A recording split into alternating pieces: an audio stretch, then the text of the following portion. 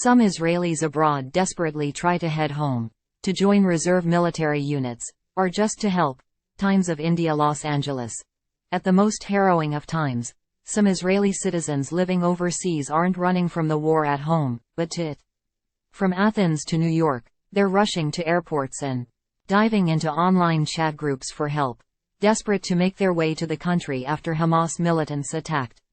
Some of these Israelis abroad are yearning to serve, whether that means fighting in a military reserve unit or volunteering to shuttle supplies to those in need, even as the war has already claimed at least 1,800 lives and shows no signs of abating.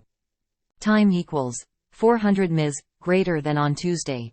Israel's military expanded its mobilization of reservists to 360,000, according to the country's media, as it ramped up its retaliation for the surprise attacks.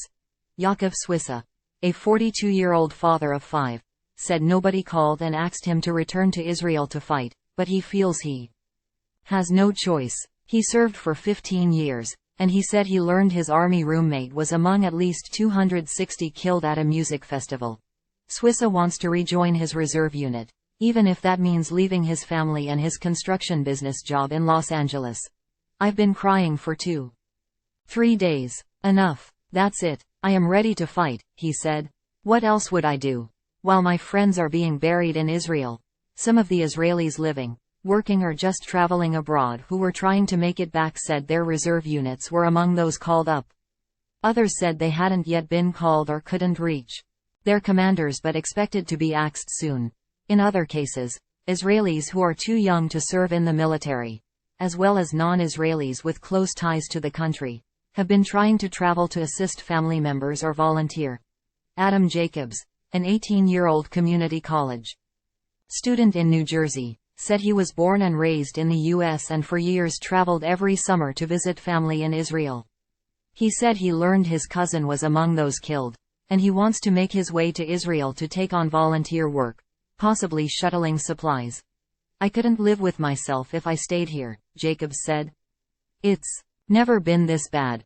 Eric Fingerhut, a former U.S. congressman who now leads the Jewish Federations of North America, said he's not surprised by how many people want to help. As soon as we can possibly enable that, we certainly will, he said from Tel Aviv, where he'd arrived just before the weekend attacks.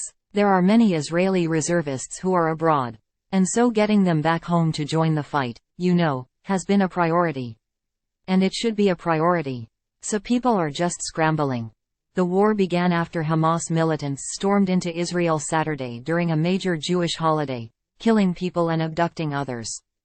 In response, Israeli warplanes have hammered the Gaza Strip, destroying buildings and sending Palestinian residents scrambling to find safety in the tiny, sealed-off territory.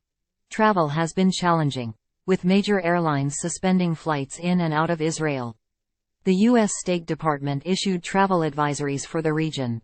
Some reservists in the United States, home to more than 140,000 people born in Israel, were trying to get on charter flights.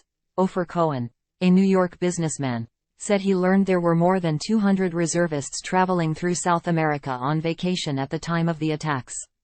They've been called back to base but unable to get there, thanks to cancelled flights. So Cohen is trying to cobble together hundreds of thousands of dollars to hire a plane to pick them up, as WhatsApp messages describing their troubles keep rolling in. I just saw one after another, he said, and I thought about this idea of getting a charter plane and get them back to Israel. Time equals 400 ms, greater than in Greece. Hundreds of people waited hours to board emergency flights at Athens International Airport, many without a ticket and most traveling from other European destinations after cutting holiday and work trips short. As officers patrolled the area to provide security, volunteers handed travelers apples, bananas and bottled water. Time equals 400 ms, greater than Nir Eckhouse, a 19-year-old from near Nazareth, had been in the Maldives with family. They reached Athens via Istanbul as they tried to make it home. Once there, Eckhouse said, he plans to volunteer for an organization that supports the military.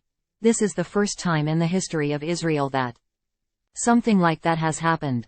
It's very shocking, he said, standing in line with his parents and younger siblings. Israel Lawrence, 27, was born in Israel and grew up in London. He said that although he hasn't been formally called up, he's making the trip to join his fellow soldiers, many already on the front lines, and help his family members, who are living in terror and chaos. "I want to be honest with you. I'm scared," said Lawrence, a trained rifleman who was on his way to Israel via Cyprus. "All the guys I'm with are terrified, but we are trained, and we'll do the best we can."